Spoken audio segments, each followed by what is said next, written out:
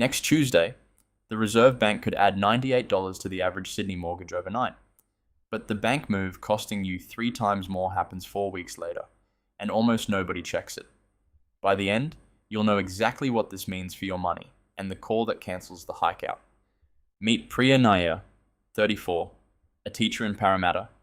She's got a $612,000 mortgage, and after bills, groceries, and her daughter's soccer fees, she's got $340 left over. She hasn't checked interest rate news in a year. It never seemed to change anything. Her rate's 5.89%, variable, and her repayment is $3,612 a month. She signed that loan 2 years ago and hasn't called the bank since. Why would I? She says. Nothing's changed. That one sentence is about to matter a lot more than she thinks. She's also got $8,200 sitting in a savings account, earning 4.5%. It feels like a safety net. She's never missed a mortgage payment in her life. On paper, Priya looks like someone who's got this completely under control. Rent, power, petrol, groceries, school fees. She's mapped every dollar. What's left every month is $340. It's her buffer, her breathing room, the number that decides if a bad week becomes a bad month. And on Tuesday, that number is on the line. So here's the real question. What happens to this $340 the day the Reserve Bank meets? Does it shrink? Does it disappear? Priya's never actually worked it out. And by the end of today, neither have most people watching this video. Here's her starting line. $612,000 mortgage, 5.89%, $3,612 a month, $340 spare. Remember these numbers, because everything the Reserve Bank does next Tuesday runs straight through them. According to the Reserve Bank's own published meeting schedule, its board sits in a room in Sydney roughly every 6 weeks and decides one number, the cash rate, that ripples through every mortgage in the country. Next Tuesday, the 11th of August, is one of those days. And this time, the decision isn't obvious at all.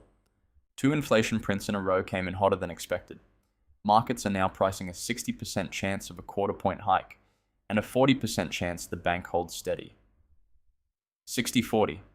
Not a coin flip, but not a certainty either. And Priya's repayment sits right in the middle of that bet.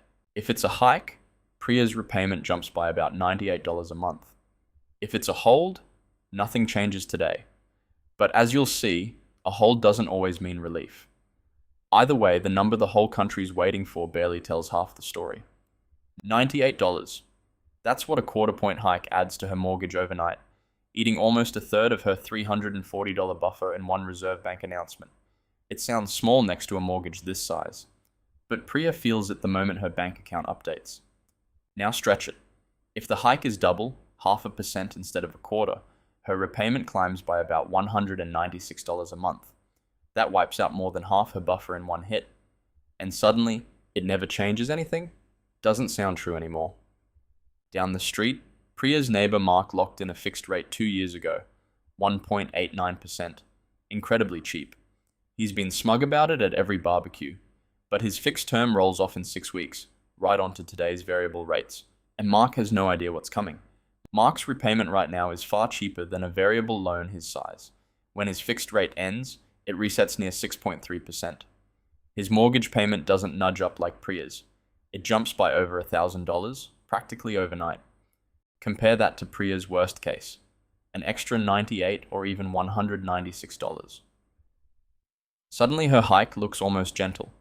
The Reserve Bank's decision is the headline everyone reads, but for people like Mark, the real shock was baked in years ago, just waiting for the calendar to catch up. Here's the part almost nobody talks about. When the Reserve Bank moves, your bank doesn't move instantly. It takes 4 to 6 weeks to reprice loans, adjust systems, and quietly shift its own margin. And that lag is where banks make decisions that cost you far more than the headline rate ever will. So a hold from the Reserve Bank doesn't mean nothing happens to Priya's money.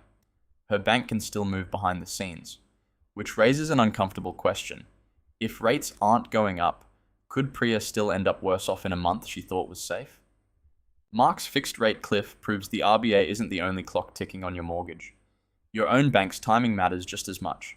And it turns out that same lag works against Priya in a completely different part of her finances, her savings account. Shouldn't Priya's savings earn more when rates rise? That's what most people assume. Rates go up, so does the return on your cash. It sounds fair, it sounds obvious, and it's exactly the assumption that quietly costs savers like Priya money every single year. Research on the Reserve Bank's own cash rate pass-through shows banks are quick to lift your mortgage rate the moment it hikes, sometimes within days. But lifting your savings rate to match? That can take months, if it happens at all. The same institution moves at two completely different speeds, depending on which one benefits it. Right now, Priya's savings is earning 4.5%. If a hike lands and her bank drags its feet on savings, that rate might crawl up by 0.1% while her mortgage rate jumps in full, immediately. The mismatch is where the real cost hides. On a rate cut, banks pass the pain to savers fast and the relief to borrowers slowly. On a rate hike, it flips, mortgage pain lands fast, savings relief lands slow.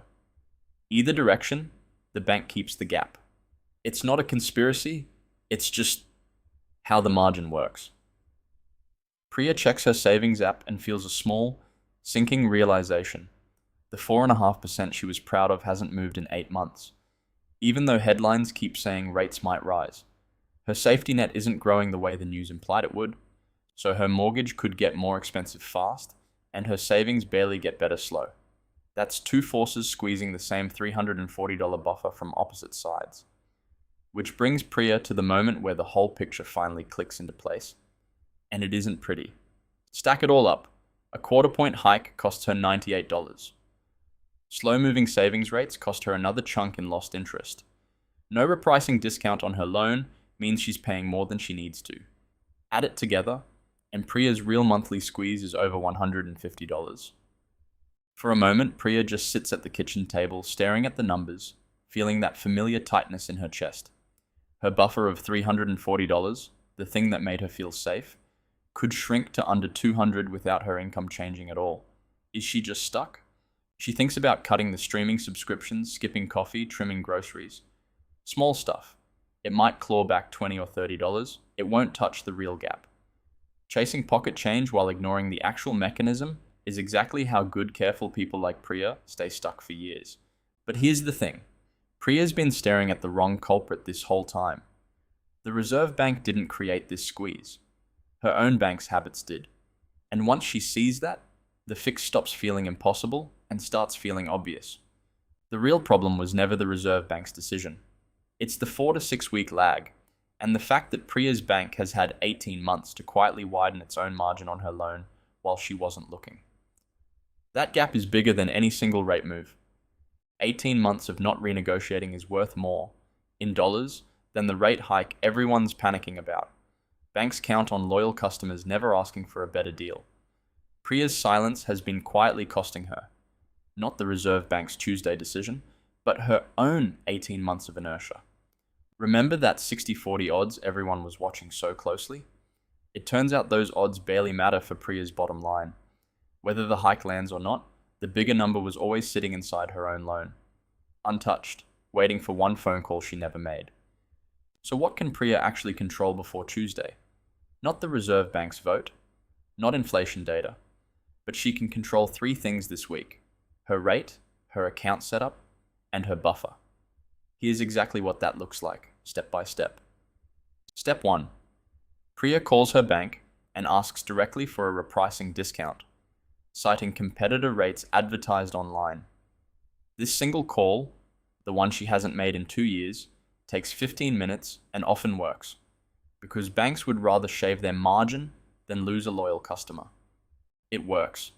Her bank shaves 0.15% off her rate, dropping her repayment by $73 a month before any Reserve Bank decision even lands.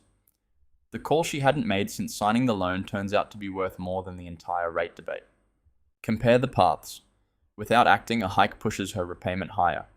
With her new repricing discount, even after a hike, she's roughly back to where she started. The increase almost completely cancelled out by one phone call. Step 2. She compares an offset account, so her savings reduce interest instead of earning a slow rate. Step 3. She redirects her $340 buffer into extra repayments now. Together, this turns a feared hike into a near wash, saving her about $4,000 over 3 years.